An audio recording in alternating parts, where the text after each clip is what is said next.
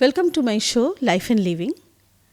आज हमारे साथ हैं डॉक्टर पंकज निर्मल, एक एस्ट्रोलॉजर, एक न्यूमरोलॉजिस्ट एंड मोटिवेशनल स्पीकर।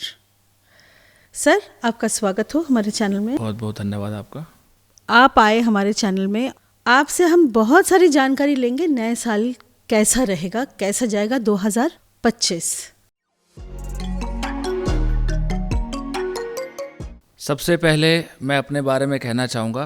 मेरा नाम doctor Pankaj Nirmal, astrologer, motivational speaker, vastu consultant और न्यूमरोलॉजिस्ट। 2025 का जो वर्ष है, ये आपके दर्शकों के लिए बता दूं, मंगल का वर्ष होने वाला है न्यूमरोलॉजी के हिसाब से। 2025 2025, अगर हम सभी अंकों को जोड़ दें तो जो फाइनल नंबर बनता है 9 नंबर। 9 नंबर मंगल का नंबर है। मंगल आप जानते ही हैं, एक अग्नि तत्व की राशि और एक एग्रेसिव प्लैनेट कहा गया है। मंगल, जिनके बारे में कहते हैं कि जो हनुमान जी से प्रेरित ग्रह है, और हनुमान जी के बारे में पता है आपको, कलयुग के अंदर अगर किसी भगवान की सबसे ज़्यादा पूजे जाने वाले भगवान कोई है तो उनका नाम हनुमान जी है, मंगल है। 2025 का साल अगर आप देखें, हर दृष्टि से आपके लिए उत्तम रहेगा। क्यों रहेगा? क्योंकि आप पिछले 5 साल से कोविड से जूझ रहे थे। 2019 में जब कोविड आया, उसके बाद दुनिया में चारों तरफ निराशा छा गई। 2024 तक इसका प्रभाव रहा। 2025 जो कि मंगल का वर्ष है, आपको इस बीमारी से और जो चल रही बीमारियां हैं और बहुत सारी चीज़ों से आपको मुक्ति मिलेगी। सबसे अच्छी बात क्या रहने वाली है कि ये संभावनाओं का साल है। इसके साथ साथ आपके लिए 2-3 चीज़ें और भी बता दूं कि 2025 के अंदर धर्म की, खास तौर से सनातन धर्म की जो पताका है, और आपको ऊंचे नए शिखर पर देखने को मिलेगी। 2025 के अंदर आपको नई संभावनाएं, नई मेडिसिन का आविष्कार हम कर सकते हैं। प्रॉपर्टी वालों के लिए 2025 का साल बहुत उत्तम रहने वाला है। 2025 आपके लिए नए कानून लेकर आएगा। कुछ चीज़ों की हमको सावधानी भी रखनी होगी, जिसका हम आगे चर्चा करेंगे। ये था 2025 का प्रेडिक्शन। डॉक्टर पंकज निर्मल, जो हमारे astrologer, motivational speaker, numerologist and vastu consultant हैं।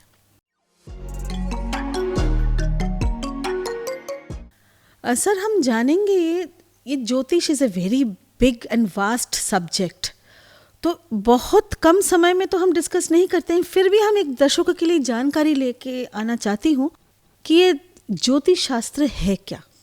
ज्योतिष के बारे में बता दूं, ज्योतिष को अगर हम लोग बाइफर्केशन करें, अगर हम इसका संधि विच्छेद करें, तो ज्योति जमा ईश, ज्योतिष, ये भगवान का नेत्र कहते हैं, वेदों का एक अंग है। और ज्योतिष आपको आने वाले समय के लिए सावधान करने वाली विद्या है। अगर आप मान के चलें कि अगर ज्योतिषीय सलाह आपके पास में अच्छी है, तो आप आने वाले भविष्य में अपने जीवन से जुड़े, अपने करियर से जुड़े निर्णय ले सकते हैं। अब सवाल ये आता है कि हम किस चीज़ को मानें। बहुत लोगों के मन में प्रश्न आता है कि हम जन्मतिथि के हिसाब से चलें। बहुत लोगों के मन में ये प्रश्न आता है कि हम लोग अपनी चंद्र राशि को मानें। बहुत लोगों के मन में प्रश्न आता है कि क्या हमारी लग्न राशि के हिसाब से हमारे को अपनी जो आने वाला भविष्य है वो उसका निर्धारण करना चाहिए, उसका डिसीजन लेना चाहिए। भारतीय ज्योतिष की जहाँ तक बात है, हमारे भारतीय ज्योतिष के अंदर चंद्र राशि की और लग्न राशि की महत्वता है। जबकि पश्चिमी देशों में, वेस्टर्न कल्चर के अंदर, ज़ोडिएक साइन, जिसको सन साइन भी हम बोलते हैं, उसको हम लोग इम्पोर्टेंस देते हैं।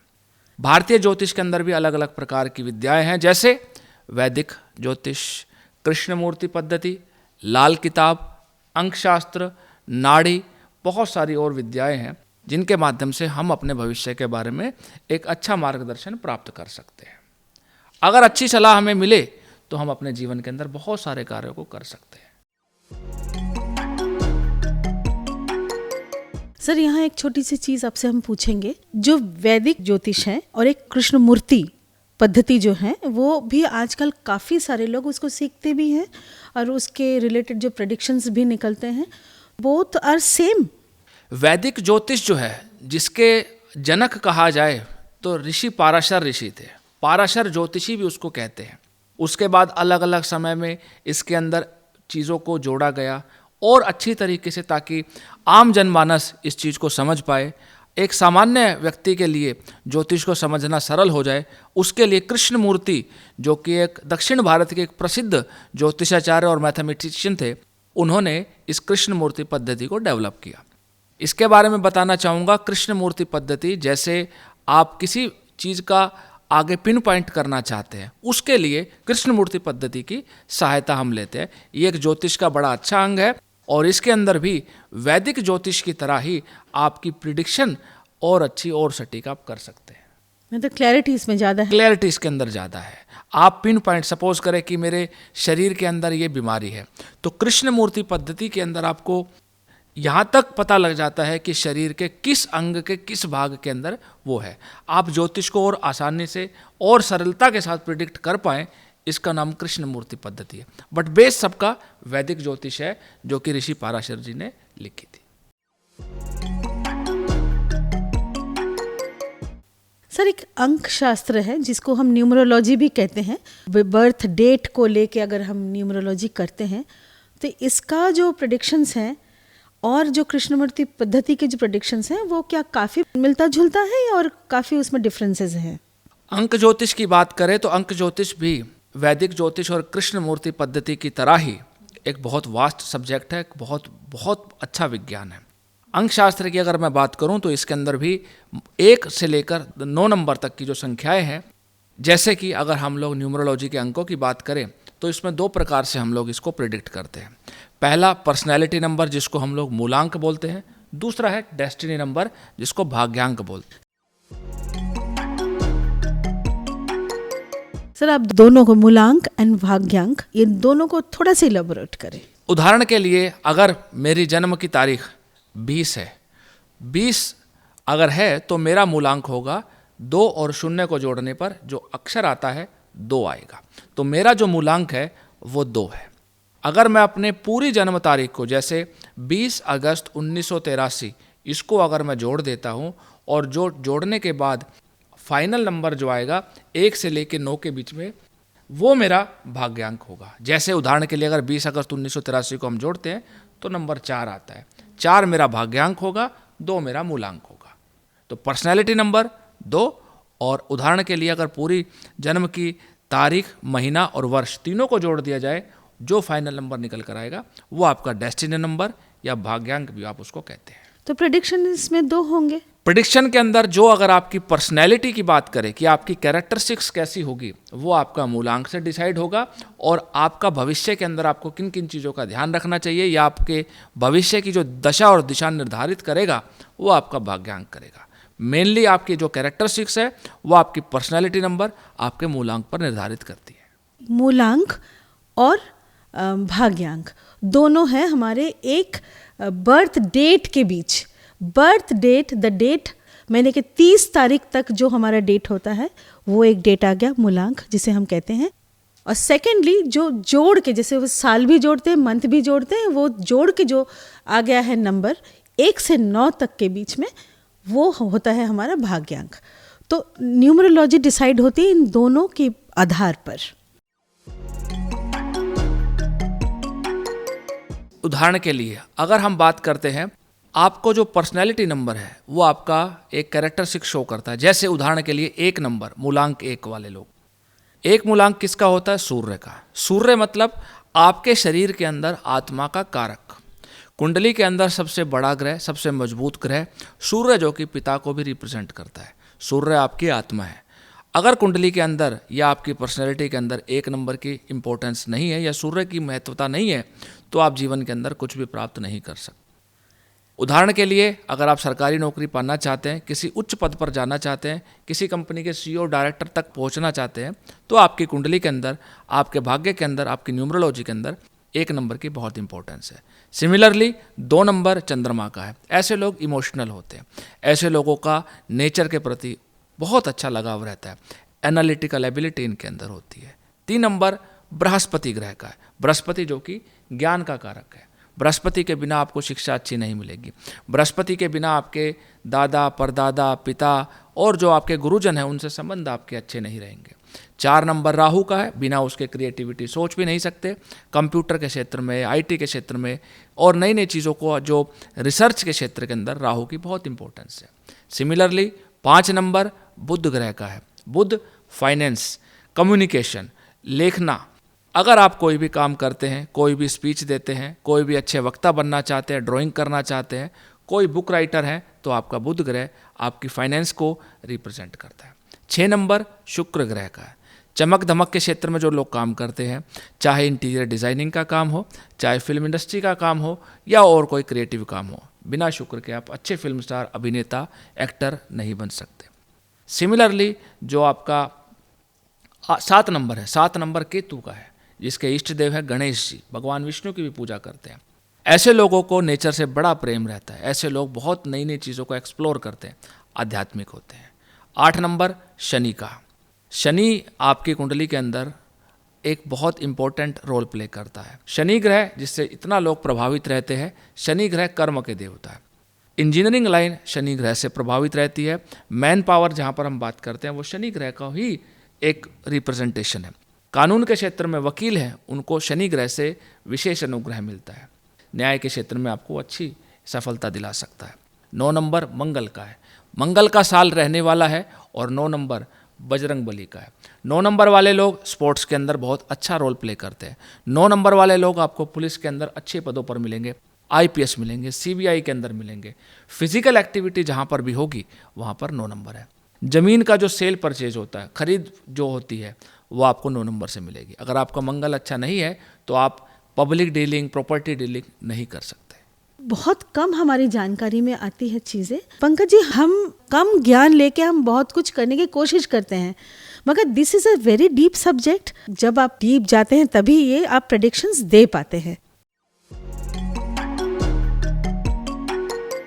तो मुझे एक प्रेडिक्शन आप दीजिए, ये जो मैरिज के क्षेत्र में हम जब दोनों का कुंडली हम मैच कराते हैं, एक बॉय का और एक गर्ल का, आजकल तो ये हो नहीं रहा है। पहले हमारे मैंडेट था कि शादी होगी तो डेट ऑफ बर्थ मंगवाओ, जार करते हैं, तो अभी ये है नहीं। इसके कारण क्या है, मतलब इससे क्या प्रॉब्लम्स आ सकते हैं? शादी की जहाँ तक हम बात करते हैं, शादी 2 व्यक्तियों का मिलन नहीं है, 2 सामाजिक परंपराओं का, 2 परिवारों का मिलन है, 2 आत्माओं का मिलन है। शादी की जहाँ तक बात करते हैं तो इसके अंदर जब हम कुंडली मैचिंग की बात करते हैं, कुंडली मैचिंग का मतलब है कि हम लड़के की और लड़की की जो कंपैटिबिलिटी है उसको हम लोग चेक करते हैं। इसका बेसिक सिद्धांत है अष्टकूट सिद्धांत, जिसको हम कहते हैं कि गुण मिलान करते हैं। इसके अंदर 8 पैरामीटर हैं। तारा बल, योनि देखते हैं और उसका गण दोष देखते हैं, ग्रह मैत्री देखते हैं, नाड़ी देखते हैं, भकुट देखते हैं। इसके अंदर बहुत सारे पैरामीटर के अंदर पहले के लोग ज़्यादा हमसे वैज्ञानिक थे। हमें ऐसा नहीं समझना चाहिए कि पहले के लोग अंधविश्वासी थे या उन्हें कुछ मालूम नहीं था। मेरी ऐसी व्यक्तिगत सोच है कि जो पहले के लोग थे, हमारे पूर्वज, हमसे बहुत ज़्यादा वैज्ञानिक थे, बहुत ज़्यादा चीज़ों की उनको समझ थी। अष्टकूट सिद्धांत जिसके ऊपर कुंडली मिलान निर्भर करता है, इसके अंदर नाड़ी दोष है। नाड़ी दोष को अगर आप वैज्ञानिक दृष्टि से, मेडिकल दृष्टि से भी देखेंगे तो ये डीएनए थ्योरी पर आधारित है। सिमिलरली अगर आपको भकुट दोष देखना है तो आपके अंदर अगर भकुट दोष मिलता है कुंडली की कंपैटिबिलिटी में, तो आपके पारस्परिक म्यूचुअल अंडरस्टैंडिंग में आपको समस्या आ सकती है। नाड़ी दोष के अंदर मेडिकल इश्यूज हो सकते हैं। आपने आजकल देखा होगा कि बच्चे होने में, कंसीव करने में बहुत सारी समस्याएं आती है। कुंडली मिलान नहीं कराते हैं लोग, नाड़ी दोष निकल जाता है, भकुट दोष निकल जाता है। गण दोष डाइवोर्स का एक बहुत बड़ा कारण है, कंपैटिबिलिटी ना मिल पाना, वैचारिक मतभेद होना, क्योंकि एक के गण देवगण है, दूसरे के गण राक्षस गण है। उसका हम लोगों ने कोई निवारण नहीं किया, ना हमें पता लगा। सिमिलरली ग्रह मैत्री दोष बहुत इंपॉर्टेंट है। एक के स्वामी बृहस्पति है, एक के स्वामी शुक्र है, आपस में शत्रु ग्रह है।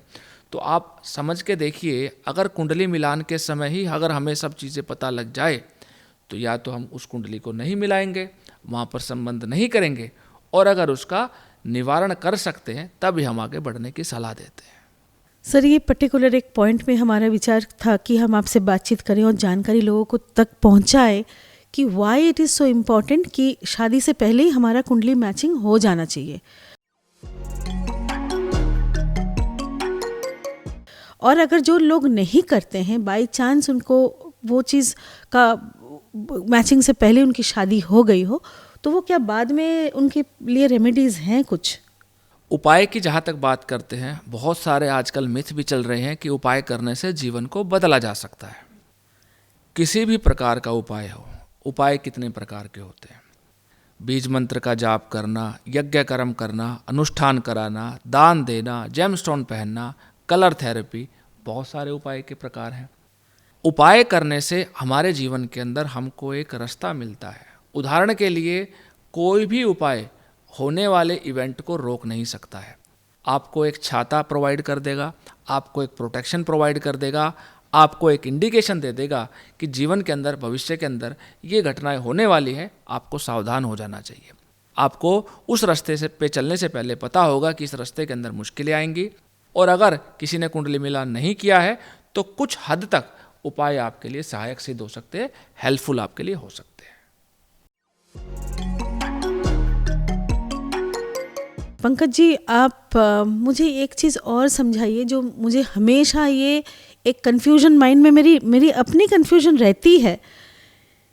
हम लोग न्यूज़पेपर खोल के बैठ जाते हैं कि मॉर्निंग में देखते हैं कि आज हमारा प्रेडिक्शंस क्या आया है। मान लीजिए मैं वर्गो हूँ, मगर असल में मैं वर्गो, इंग्लिश जो मंथ के हिसाब से मैं वर्गो हूँ, मगर मेरी राशि है सिंह राशि। तो आप ये बताइए कि दोनों का क्या एक ही जो प्रेडिक्शन है, दोनों का एक ही होता है क्या? देखिए, बहुत सारे लोगों के अंदर ये यक्ष प्रश्न आपने पूछा, बहुत अच्छा प्रश्न आपने पूछा है। बहुत लोगों को यही नहीं पता होता कि हमें प्रेडिक्शन किस चीज़ से लेनी चाहिए।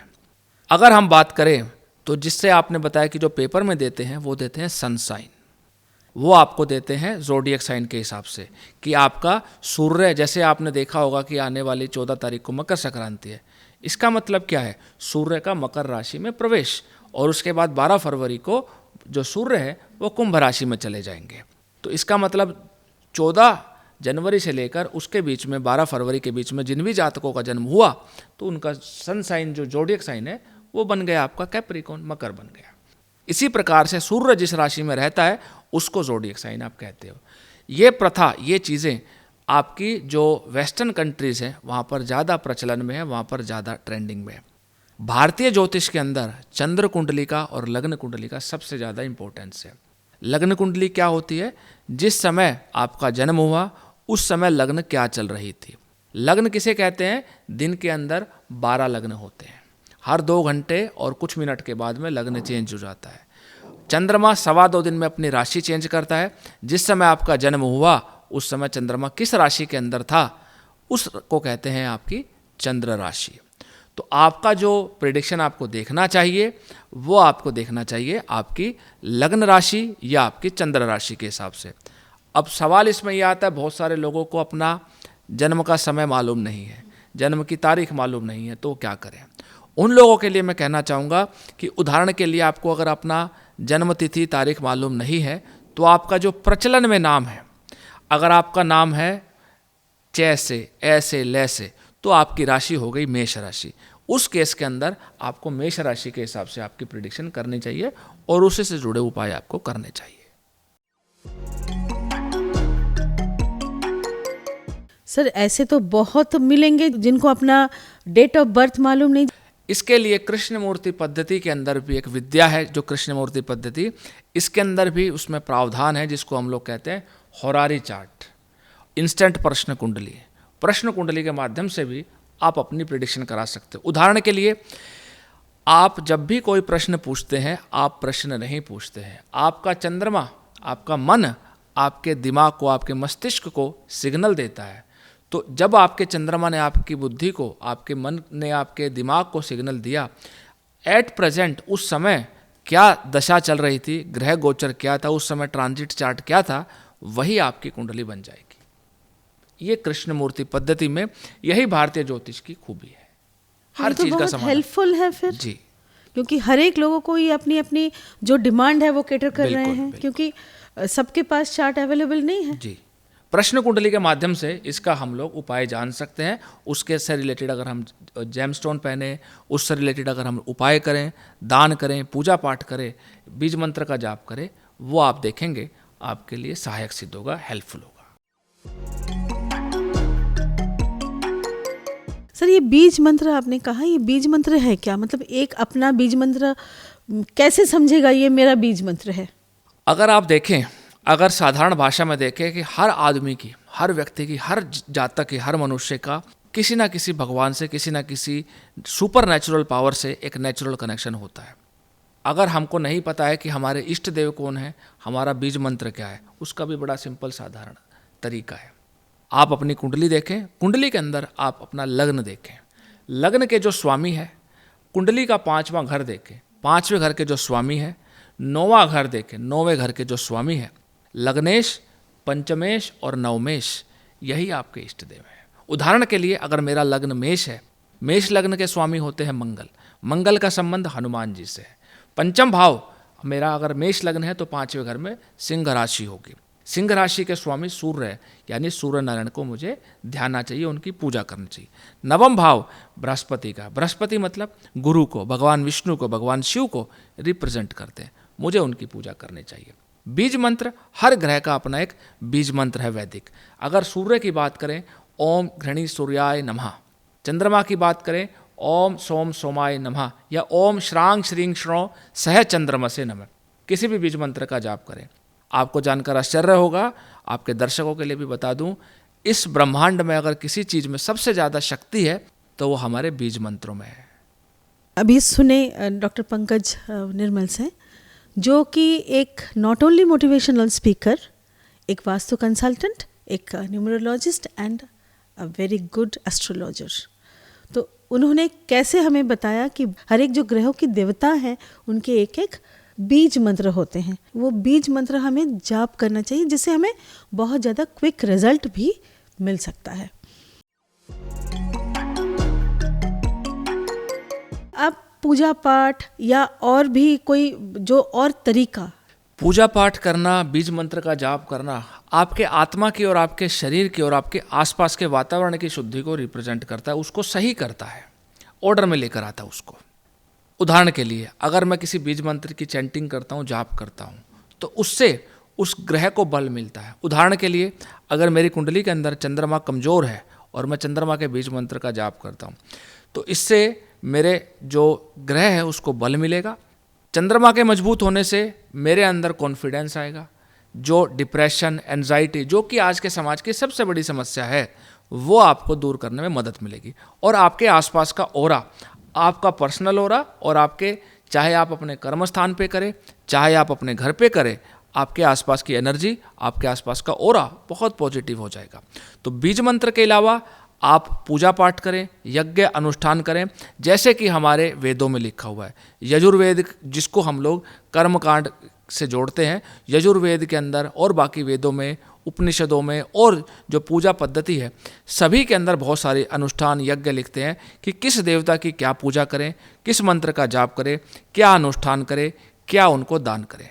हर ग्रह से जुड़े हुए मंत्र हैं, हर ग्रह से जुड़े हुए बीज मंत्रों के जाप के अलावा उनके दान कर सकते हैं, उनसे रिलेटेड जेमस्टोन्स पहन सकते हैं। अगर आपकी कुंडली के अंदर कोई ग्रह कमज़ोर है, उसको बल देने के लिए मंत्र के द्वारा, अनुष्ठान के द्वारा, रत्नों के द्वारा, कलर के द्वारा, नंबर के द्वारा आप उसको ठीक कर सकते हैं। सर जेम्स जो पहनाते हैं आप, तो उससे कितना हद तक एक प्रॉब्लम सॉल्व होती है? जेमस्टोन की भी, इसको कहते हैं रत्न विज्ञान। जेमस्टोन भी एक बहुत, जेमोलॉजी जिसको हम कहते हैं, इसके अंदर भी हर ग्रह का अपना एक सिग्निफिकेंस है।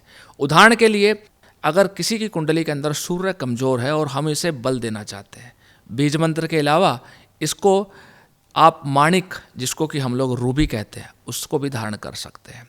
जेमस्टोन धारण करने से क्या होगा कि आपकी कुंडली के अंदर आपके सूर्य ग्रह की स्थिति मजबूत हो जाएगी। लेकिन मैं यहाँ पर आपको बता दूँ, जेमस्टोन ऐसे ही नहीं पहन लेना चाहिए, क्योंकि जेमस्टोन्स बहुत ही पावरफुल स्टोन है, बहुत ही इसका फास्ट हमको रिजल्ट देखने को मिलता है। तो सलाह लेकर ही अगर आपके लिए उपयुक्त है, आपने आजकल देखा होगा एक चीज़ फैशन में है कि मैंने ये पहन लिया, मैंने चांदी का कड़ा पहन लिया, मैंने ब्रेसलेट पहन लिया, मैंने नीलम पहन लिया, मैंने ये पहन लिया।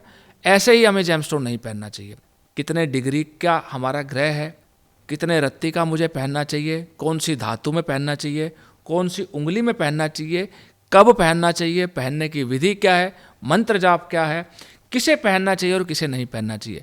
क्या आपकी कुंडली के अंदर सूर्य ग्रह खराब होने के दो कारण हैं, एक डिग्री कम है या एक ग्रह नीच है, दोनों के अलग अलग है। नीच का अगर कोई ग्रह है तो उसका जेमस्टोन पहनने की हम सलाह नहीं देते। तो ये भी एक अलग तरीके का रत्न विज्ञान है जिसको बहुत ही सावधानी के साथ हमको रत्नों को धारण करने की सलाह देते। किसी का मान लीजिए कुंडली में कोई ग्रह नीच है तो उसको आप किस तरह उसको पावरफुल बनाएंगे? अगर सपोज करें उदाहरण के लिए, अगर आपका मंगल नीच है, मंगल नीच होने का मतलब है कि आपको मंगल ग्रह का अशुभ प्रभाव या कोई प्रभाव नहीं मिल रहा है। तो मंगल ग्रह नीच है तो उसके लिए, या कोई और ग्रह नीच है, उसके लिए सबसे पावरफुल रेमेडी है चैंटिंग, बीज मंत्र का जाप। हर कंडीशन के अंदर हमें उस ग्रह से जुड़े मंत्र का जाप करना ही होगा, और उस ग्रह से जुड़े नीच ग्रह की कंडीशन के अंदर आपको उससे जुड़े जो वस्तुएं हैं उसका दान कर सकते हो। जैसे अगर मंगल की बात करूं तो आपको लाल प्रसाद का, लाल मिठाई का, या फिर आप मसूर की दाल का, या लाल चंदन का, या किसी और चीज़ का जो लाल है जिसका संबंध मंगल ग्रह से है उसको आप दान कर सकते हो। इससे आपका मंगल ग्रह ठीक होगा। और देवी देवता की पूजा जरूर करें। मंगल ग्रह का संबंध हनुमान जी से है, उनकी पूजा अवश्य करें, जिससे आपके ग्रह को मजबूती मिलेगी, बल मिलेगा। पंकज जी, एक चीज़ आप हमें बताइए, बहुत लोग शनि ग्रह से बहुत डरते हैं। किसी का कुंडली में शनि नीचस्थ है, आप नीलम प्रिस्क्राइब करते हैं, मगर इंसान बहुत डर रहा है कि नीलम पहनूं, 3 दिन तकिए के नीचे रख दूं, फिर टेस्ट करूं, फिर आगे जाके उसको धारण करूं। तो ये हमें समझाइए, ऐसा डर क्यों लगता है? आज के भौतिक युग में हर व्यक्ति चाहता है कि मैं रातों रात सारे कार्यों को सिद्धि पा लूं, विच इज़ नॉट पॉसिबल। ऐसा संभव नहीं है। शनि जो कि कुंडली के अंदर न्यायाधीश है, कर्म के अनुसार फल देने वाला अगर कोई ग्रह है तो वो शनि है। जैसा कर्म आप करेंगे उसका आपको फल मिलेगा। शनि जिसका एक नाम शनैश्चर भी है, शनैश्चर मतलब स्लो चलने वाला। आप देखेंगे शनि एक राशि में 2.5 साल के लिए रहते हैं। शनि हर 2.5 साल के बाद अपनी राशि चेंज करते हैं। 2025 के अंदर भी शनि अपनी राशि चेंज कर कुंभ राशि से मीन राशि में गोचर करने वाले हैं 29 मार्च 2025 को। 28 तारीख तक रहेंगे, 29 तारीख को गोचर करेंगे। शनि ग्रह से डरने की आवश्यकता उन लोगों को है जिनका कर्म के ऊपर विश्वास नहीं है, जो आलसी है, जो मेहनत नहीं करना चाहते, जिन्हें सब कुछ बिना करे चाहिए। दूसरी चीज़ रही बात जेमस्टोन की, तो जेमस्टोन शनि से जुड़ा रत्न जिसको नीलम, नीली भी कहते हैं, ब्लू सफ़ायर भी कहते हैं, इसको धारण करने की हम सलाह बहुत कम लोगों को देते हैं, क्योंकि ये बहुत रिएक्टिव स्टोन है, इसका रिस्पॉन्स बहुत फास्ट है। इसीलिए जब भी हम इसको धारण करने की सलाह देते हैं तो हम कहते हैं कि आप उसको डायरेक्ट उंगली में धारण ना करें, या तो आप उसको अपने साथ रखें कुछ समय के लिए, या फिर आप उसको रात को तकिए के नीचे रख के सोए या अपने सिरहाने रख कर सोए। डायरेक्ट उसको धारण करने की सलाह नहीं देते। उसका कारण यही है क्योंकि शनि से जुड़ा जो रत्न है नीलम, ये बहुत फास्ट रिएक्शन हमको देता है।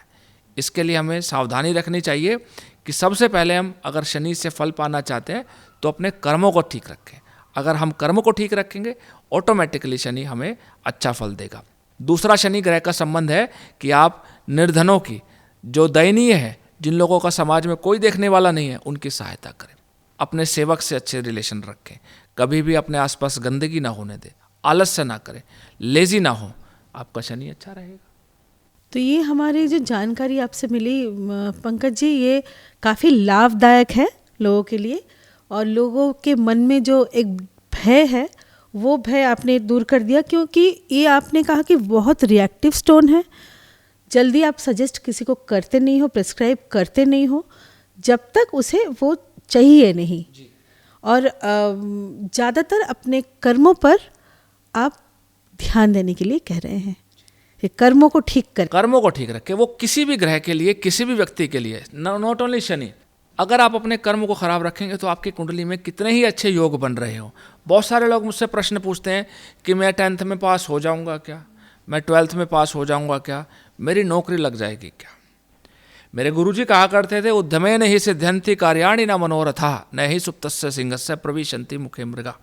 सोते हुए शेर के मुंह में शिकार चलकर नहीं आता है, उसे भी जंगल में जाकर शिकार के लिए भटकना पड़ेगा, ढूंढना पड़ेगा, मेहनत करनी पड़ेगी। तो आपको परिश्रम मिलेगा, आपको कर्म करने से, पुरुषार्थ करने से, हार्ड वर्क करने से, डेडिकेशन से, पैशन से। अगर आप सोचो कि घर बैठे में कुंडली में तो राजयोग है, मैं कर्म ना करूं, आपको सफलता नहीं मिल सकती, ये बात तय है। आजकल के एक टर्म हो गया है कि नेगेटिविटी। बहुत पहले हम लोग जब बचपन में छोटे जब थे हम लोग, तब ये बात सुन के हम बड़े नहीं हुए थे, मगर आजकल ये बहुत सुनने को मिल रहा है नेगेटिविटी। तो घर में नेगेटिविटी, ऑफिस में नेगेटिविटी, नेगेटिविटी नेगेटिविटी ऐसे सुन सुन के हमें लगता है कि इस नेगेटिविटी के ऊपर में आपसे कुछ सुना जाए, आप हमें कुछ कहिए। नेगेटिविटी का सबसे जो आज की तारीख में, आज के युग के अंदर हमारी जो एक्सपेक्टेशन है, फर्स्ट डिज़र्व देन डिज़ायर, हमारी एक्सपेक्टेशन है वो चीज़ें पाने की जो हमारे पास नहीं है। जो हमारे पास में है उसका हम आनंद नहीं लेते। किसी बहुत बड़े ज्ञानी पुरुष ने कहा है कि जो प्राप्त है वही पर्याप्त है। हमारे पास जो है उसका हम आनंद नहीं लेते, और जो नहीं है उसके लिए दिन रात भागते रहते हैं। एक्सपेक्टेशन ज़रूरत से ज़्यादा हो गई है, कर्म नहीं करना चाहते हैं, रातों रात करोड़पति बनना चाहते हैं। मन के अंदर दूसरे को देखकर ईर्ष्या की भावना, जलन की भावना है कि उसने ये कर लिया, मुझे ये नहीं मिला, मुझे ये क्यों नहीं मिल रहा है, मैं सबसे आगे क्यों नहीं हूँ। आपके कर्म, आप अपनी नियत को, नियति को, नियम को ठीक रखें, आपको अच्छा मिलेगा। अगर आपके केस के अंदर बात करें, अगर घर के अंदर नेगेटिविटी है, आपके कर्म स्थान के अंदर नेगेटिविटी है, उसको भी बहुत छोटे छोटे उपायों से दूर किया जा सकता है। जैसे कि अगर आपके कर्म स्थान पर नेगेटिविटी है, सबसे पहले आप अपने कर्म स्थान पर, चाहे वो आपका घर है गृहिणी के लिए, और अगर आप वर्किंग है तो आपका ऑफिस है, आपका जो भी जहाँ पर भी आप कार्य करते हैं, वहाँ पर आपको गायत्री मंत्र का पाठ करना चाहिए। सूर्य नारायण के डेली आपको दर्शन करने चाहिए। आप अपने जो घर के अंदर जब सुबह पोछा करते हैं, सफाई करते हैं, उसके अंदर रॉक सॉल्ट जरूर लगाएं। घर के मुख्य द्वार पर पीले रंग से या लाल रंग से स्वास्तिक जरूर लगाएं। पंचमुखी हनुमान की या गणेश जी की फोटो जरूर लगाएं। घर के चारों कोनों में फिटकरी जरूर रखें। हनुमान चालीसा का पाठ जरूर करें। सप्ताह में या महीने में एक बार घर के सभी सदस्य गायत्री मंत्र का या कोई और भजन, जिसको भी आप, जो भी आपके इष्ट है, उनका सिर्फ 5 मिनट के लिए भजन कीर्तन अनुष्ठान जरूर करें। घर के अंदर तुलसी का पौधा जरूर होना चाहिए। शाम के समय जो घर की मुख्य महिला है या पुरुष है, उसको तुलसी के पौधे के नीचे घी का दीपक जलाना चाहिए। ऐसा करने से, मोर का पंख अपने घर के अंदर रखने से हमारे घर के आसपास नेगेटिविटी दूर होती है। दूसरा संबंध, नेगेटिविटी हमारे मन में आती है। मन का संबंध चंद्रमा से है। उसके लिए गायत्री मंत्र के साथ साथ चंद्र गायत्री मंत्र का जाप भी कर सकते हैं। ओम क्षीरपुत्राय विद्महि अमृत तत्वाय धीमहि तन्नो चंद्रः प्रचोदयात्। मून लाइट के अंदर अगर हम लोग सप्ताह में एक बार भी अगर घूमते हैं, मून लाइट के अंदर जाते हैं, चंद्रमा की रोशनी में जाते हैं, चंद्रमा को हम अर्घ्य दे सकते हैं। घर के अंदर चांदी की कटोरी है, उसके अंदर बताशा डालें, मिश्री डालें, कच्चा दूध डालें, गंगा जल डालें, चंद्रमा को अर्घ्य दे, चंद्रमा के बीज मंत्र का जाप करके चंद्रमा मजबूत होगा। इसके साथ साथ आप डेली सूर्य नमस्कार करें, आपके अंदर पॉजिटिविटी आएगी, आपकी चीज़ें बेहतर होंगी। इसके मतलब चंद्र सूर्य दोनों को पूजा करें रेगुलरली।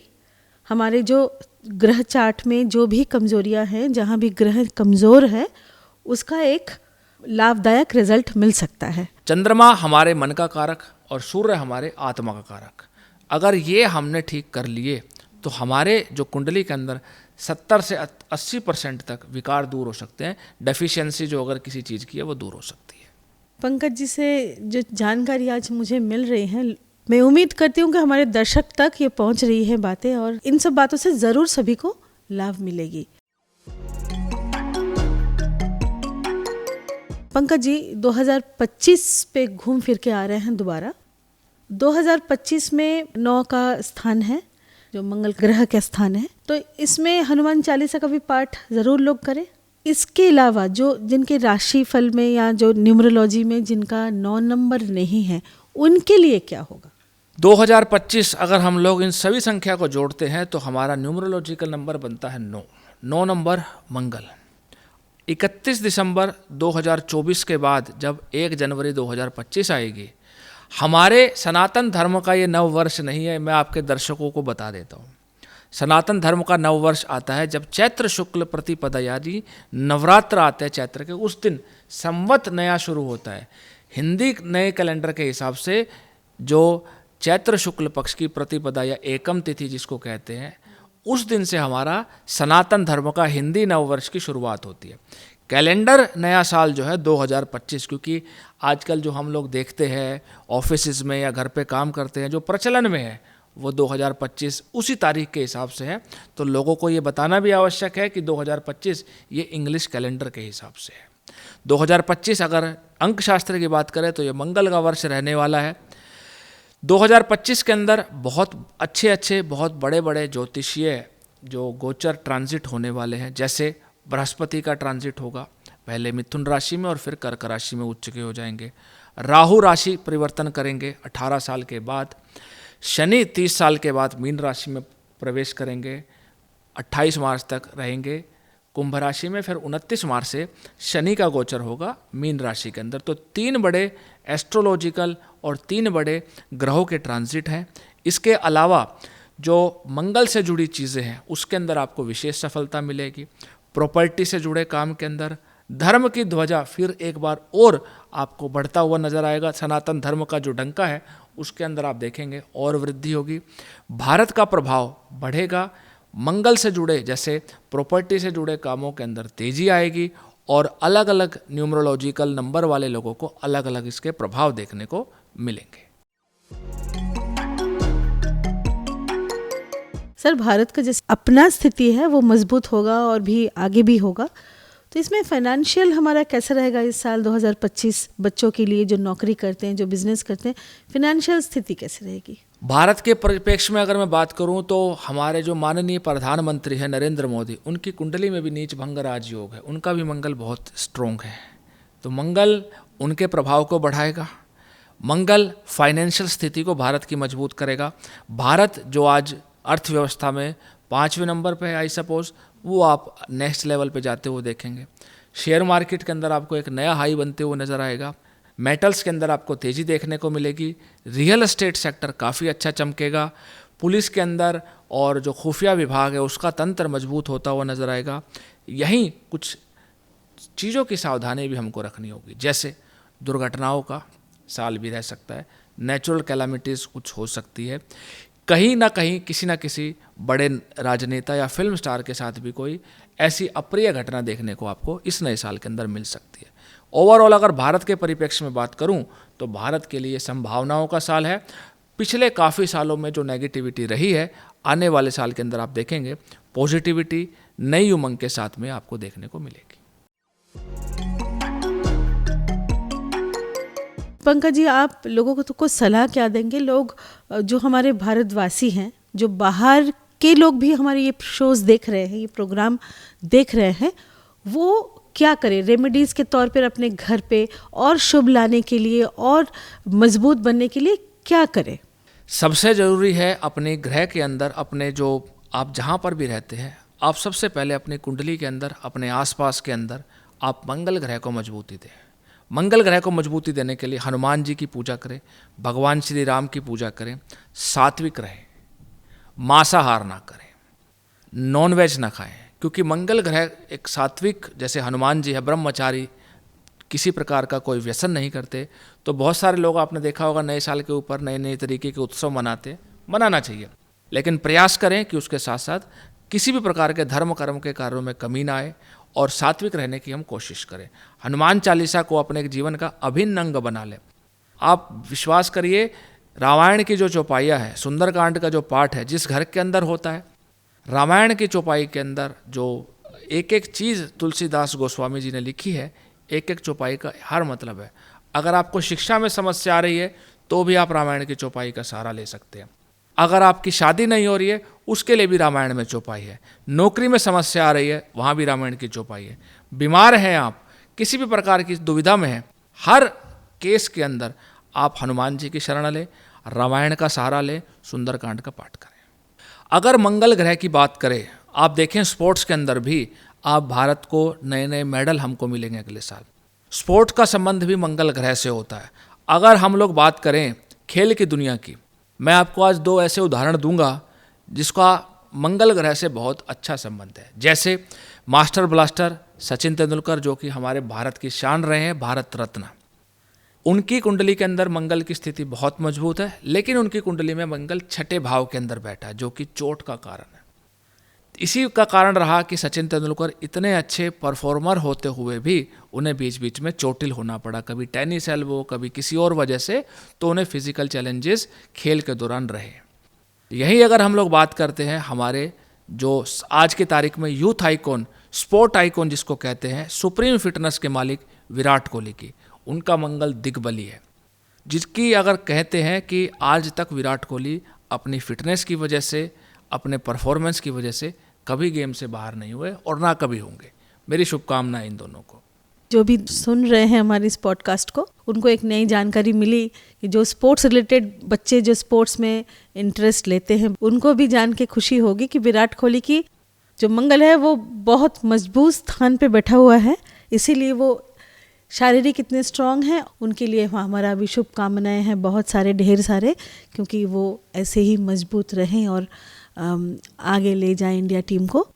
और सचिन तेंदुलकर हमारे बहुत ही क्लोज हैं, हम देखते हुए आ रहे कई सालों से। I also pray for him, वो भी ठीक ठाक रहे। अब पंकज जी, एक और बताइए कि आज के जो नौजवान हैं, ये इतना मानने में, इतना पाठ करने में, इतना ध्यान करने में इनका इतना समय भी नहीं है, इनका मन भी नहीं है, क्योंकि इस तरह ये आजकल जो आईटी जो दिखा रहे हैं इनको रास्ता, जो सॉफ्टवेयर इंजीनियर्स हैं, जितने भी बड़े बड़े कंपनीज़ के अंदर हैं, इनको टाइम नहीं मिलता। रात के टाइम ये काम करते हैं, दिन को ये सोते हैं। तो ये जो दिन और रात का जो हो रहा है, हमें बताया जाता था कि मॉर्निंग में उठना चाहिए, रात को जल्दी सोना चाहिए, अभी उल्टा हो गया है। रात को हम काम करते हैं, पूरी रात जगते हैं, दिन में हम सोते हैं। सूर्य उदय से ही हम सोना स्टार्ट करते हैं, दोपहर को जाके, शाम को जाके हम जागते हैं। क्या असर पड़ेगा हमारी निजी जिंदगी के ऊपर? मेरा प्रयास हमेशा से रहता है कि astrology with the help of science and technology, इसकी सहायता से अगर हम लोग करें तो हमें बहुत लाभ मिलता है। हर चीज़ का, हर शब्द का एक रंग है और हर शब्द का एक तरंग है।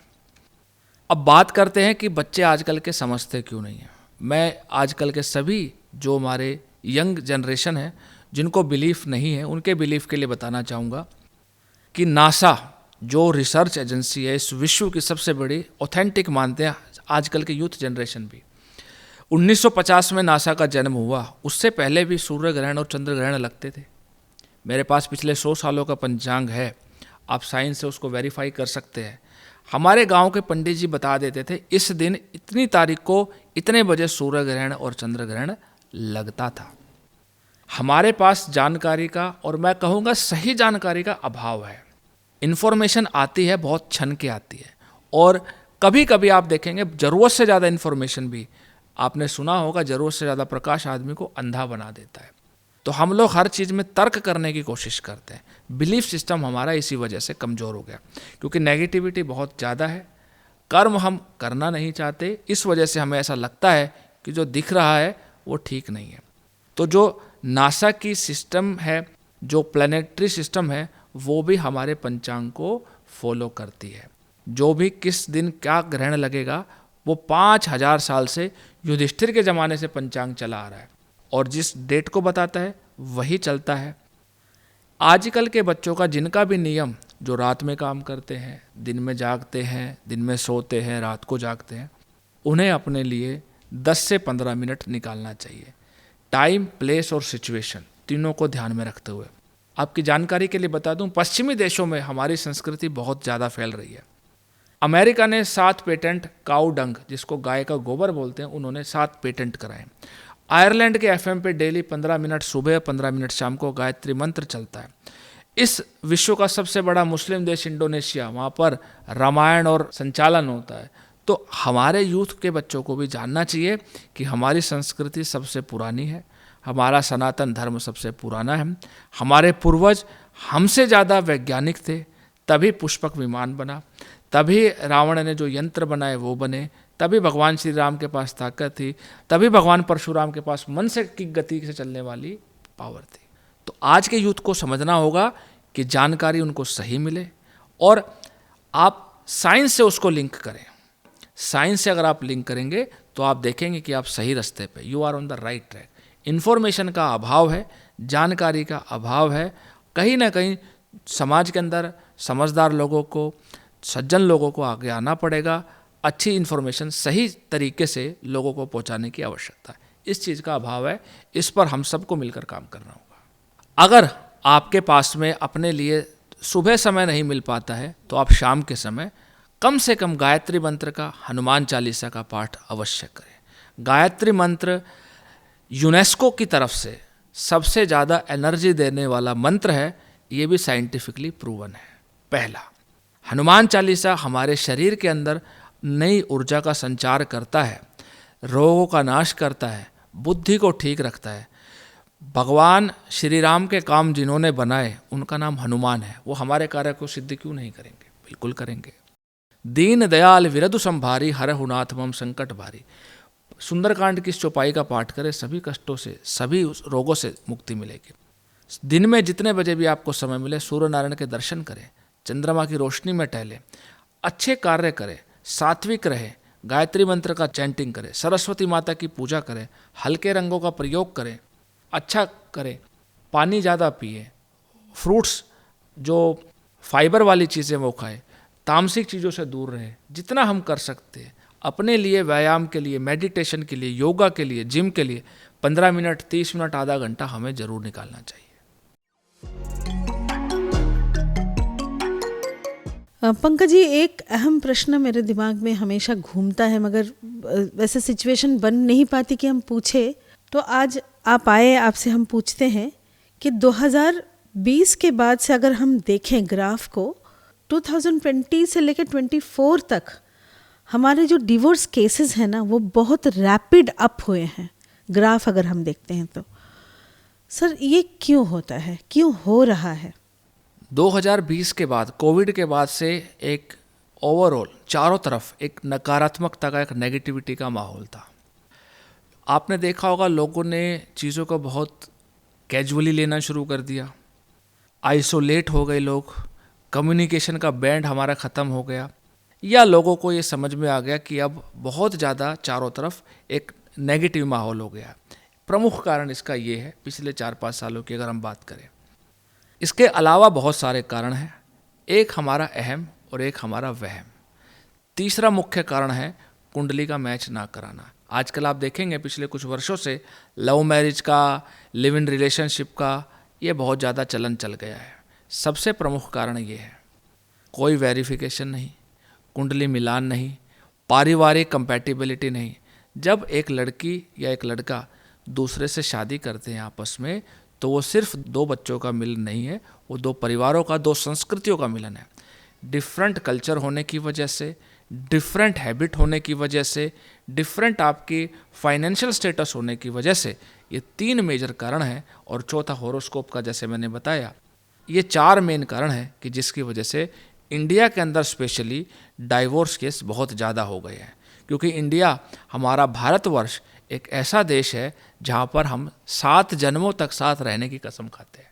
और पिछले 4-5 साल में आप देखेंगे कि इस तरीके से चीज़ें बहुत ज़्यादा से रैपिडली ग्रो कर गई है, जो कि समाज के लिए एक अच्छी बात नहीं है। पंकज जी, इसके सुधार कुछ ला सकते हैं हम? बिल्कुल, इसके सुधार के लिए सबसे पहले हमें समाज के अंदर जागरूकता लानी पड़ेगी, बच्चों को अच्छे संस्कार देनी पड़ेंगी। एज ए पेरेंट भी हमारा फ़र्ज बनता है कि हम अपने बच्चों को सही और गलत दें। ज़रूरत से ज़्यादा बच्चों को खुला छोड़ देना कि आप जो मन में आए वो आप करो, मेरे हिसाब से कहीं ना कहीं बच्चों को सही और गलत के बारे में हमें टाइम पर गाइड करता रहना चाहिए।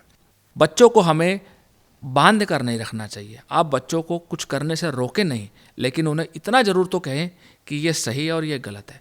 चूज़ करने का हक, उनको सेलेक्ट करने का हक आप उनको दें, लेकिन कहीं ना कहीं आप ये भी रखें, मॉनिटरिंग भी करें। आजकल माँ बाप के पास भी इतना समय नहीं है कि वो बच्चों को टाइम दे सकें, ना समाज चाहता है कि परिवर्तन लेकर आए। तो इसके लिए इनिशिएटिव लेना होगा। साथ साथ हॉरोस्कोप के अंदर, कुंडली के अंदर भी देखना होगा कि कुंडली हमारी कितनी कंपैटिबल है, कुंडली मैच हो रही है नहीं हो रही है। बहुत सारे ऐसे गुण हैं जो छोटे छोटे रेमेडी करके, छोटे छोटे उपाय करके, जिनका परिहार, जिनका हम ठीक कर सकते हैं, जिनको दूर किया जा सकता है। कुछ कुंडली के अंदर दोष ऐसे हैं जिनकी रेमेडी बहुत आसान है, जिनको बीज मंत्र की सहायता से, पूजा पाठ करके, अनुष्ठान करा के हम उसको रेक्टिफाई कर सकते हैं। बट समाज के लेवल पर इस तरीके के इवेंट, इस तरीके के कार्यक्रम होते रहने चाहिए। जितनी ज़्यादा अवेयरनेस होगी, जितनी ज़्यादा हम लोगों तक बात पहुँचाएंगे, उतनी ये चीज़ें रोकथाम उतनी कम हो जाएंगी।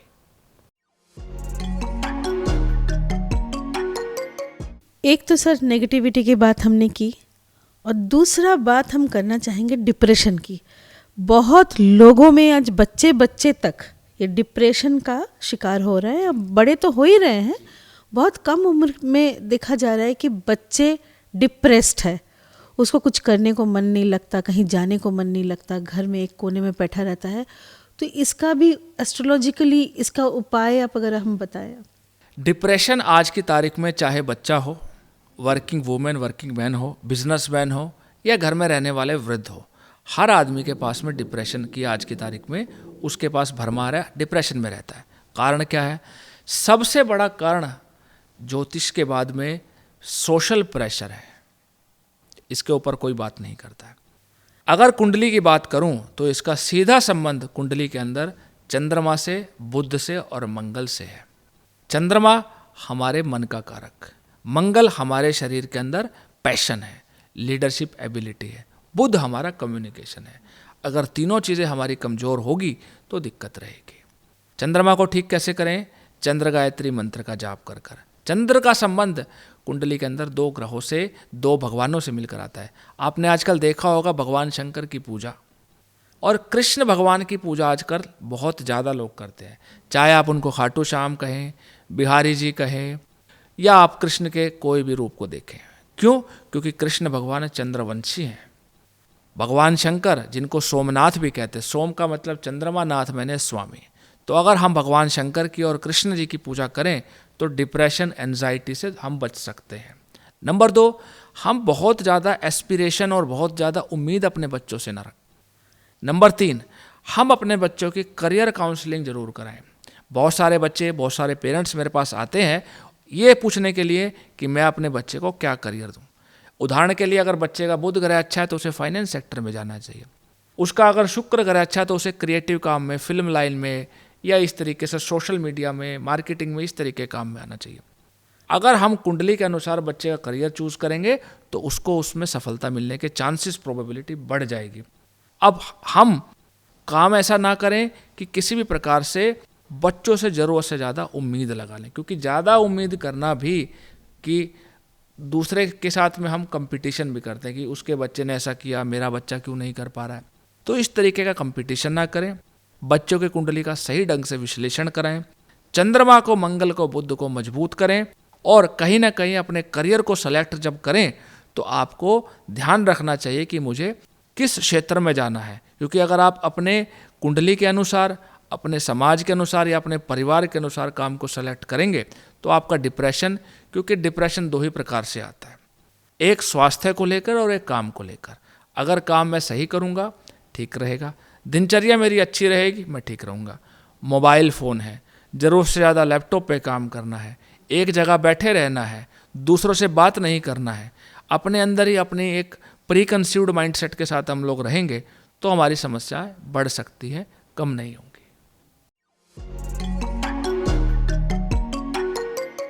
पंकज जी, जब हम बच्चों की बात ही कर रहे हैं, आपने इतने सारे हमें रेमेडीज़ बता दिए, मगर कई लोग बोलते हैं कि बच्चों की कुंडली, हाथ, ये सब दिखाना नहीं चाहिए। कईयों से मैंने सुना कि 14 साल जब तक ना हो बच्चों की कुंडली, वो किसी भी एस्ट्रोलॉजर के पास नहीं लेके जाइए। अगर ये है तो तब पेरेंट्स क्या करें? ये आपको बता दूं, ये मिथ है। किसी भी किताब में, किसी भी शास्त्र में ऐसा कहीं नहीं लिखा गया है कि आप अपने बच्चों की कुंडली इस एज के बाद बनवा सकते हैं। मैं आपको जानकर आश्चर्य होगा कि बच्चा मेडिकल में जन्म लेता है और उसकी अगले ही मिनट कुंडली बनाने की तैयारी करते हैं। तो ऐसा नहीं है कि हम कुंडली इस पर्टिकुलर एज के बाद बनाएंगे। हाँ, कुंडली बनवाने वाले के मन में प्रश्न हो सकता है कि इस एज के बाद बनाऊंगा, अगर कुंडली के अंदर कुछ ऐसा हो गया तो, कुंडली के अंदर कोई नेगेटिव चीज़ निकल कर आ गई तो मेरे बच्चे के ऊपर क्या प्रभाव पड़ेगा, उसकी अपब्रिंगिंग कैसी होगी, इस तरीके की चीज़ हो सकती है। बट आप कुंडली बच्चे की किसी भी एज में बनवा सकते हैं। यहाँ तक कि आजकल तो जो बहुत ज़्यादा चीज़ों को मानते हैं वो डे 1 को ही बच्चों की कुंडली बनवाते हैं। मेरे पास ऐसे हज़ारों एग्जाम्पल हैं। सपोज करें किसी बच्चे का चंद्रमा या बुध ग्रह कमज़ोर है, तो बच्चे के माता पिता उसको अपने साथ बिठाएं, उसे बीज मंत्र का जाप सुनाएं और एक कटोरी में जल रख लें। जल, जब एनर्जी उस जल के अंदर आएगी मंत्रों की, उस जल को बच्चे को पिला दे। पानी को, दूध रखें, मिश्री रखें, कुछ और खाने की वस्तु रखें, आप उसको बच्चे को खिला दें या उसको अपने साथ में रखें। बच्चे को जब आप मंत्र जाप या कोई उपाय कर रहे हैं तो बच्चे को आप अपने साथ बिठाकर ये कार्य कर सकते हैं। तो ये भी एक तरीका हमने पंकज जी से अभी सुना कि जो बच्चा छोटा है उसके पेरेंट्स जाते हैं कोई एस्ट्रोलॉजर के पास, तो कोई उपाय ज़रूर उनको बताया जाता है, तो बच्चे तो कर नहीं पाते मगर उनके पेरेंट्स वो करके उस सिचुएशंस में वो लाभदायक बन सकते हैं। तो ऐसे तो लाभ मिलता ही होगा अगर पेरेंट्स भी करते हैं। बिल्कुल, बच्चे हमारा ही अंश है और माँ बाप से ज़्यादा बच्चे का हित चाहने वाला कोई नहीं होता है, ख़ास तौर से माँ। अगर बच्चे के लिए माँ मंत्र जाप करे, पिता करे, तो उससे बच्चे को निश्चित तौर पर लाभ होगा। क्योंकि जब तक बच्चा अपने पैरों पर स्टैंड नहीं होता है, अपने लिए करने वाला नहीं होता है, तब तक उसकी जिम्मेवारी माता पिता की होती है। वो खुद भी करेगा तो रिसोर्सेज तो माता पिता के ही है। तो अल्टीमेटली अगर बच्चे के नाम से माता पिता या माँ बाप बहुत ज़्यादा वृद्ध हो गए हैं तो उनके बच्चे उनके नाम से भी कर सकते हैं। ऐसा भी बहुत केस होते हैं कि माँ बाप नहीं कर पाते हैं, बच्चे भी उनके नाम से उपाय, मंत्र जाप, अनुष्ठान कराते हैं और बहुत ये सामान्य प्रचलन में है, इसमें कोई नई बात नहीं है। पंकज जी, एक चीज़ और हम पूछेंगे आपसे कि आजकल विदेश में नौकरी करने जाना, वहाँ पढ़ने जाना, ये एक प्रचलन सा हो गया है। लोगों के मन में इसका एक ये एस्पिरेशन ही बोलिए कि सबके मन में ये चीज़ है। कोई बताते हैं, कोई नहीं बताते हैं, मगर चाहत सबके मन में होती है कि हम बाहर जाएं, बाहर सेटल हो, हमारे बच्चे वहाँ पढ़ें, मैं खुद वहाँ पढ़ूँ, जाके नौकरी करूँ। तो ये कुंडली में किस केसेस में ये संभव है? देखिए, पहले के अगर मैं जिस समय ज्योतिष का जन्म हुआ था, या यूँ कहूँ कि हमसे और 10, 20, 50 साल पहले बाहर जाने को अच्छा नहीं कहते थे। विदेश के अंदर पढ़ाई करने जाना 12वें घर से देखते हैं। कुंडली का 12वां घर फॉरेन सेटलमेंट, फॉरेन यात्रा, जेल यात्रा, हवाई यात्रा, सभी प्रकार की यात्राओं को कराने वाला कुंडली में 12वां स्थान होता है।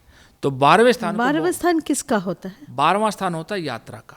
नहीं, मतलब कौन से ग्रह उनके मालिक हैं? कुंडली के अंदर 12वां स्थान यात्रा का, उसके कारक ग्रह कौन कौन से होते हैं?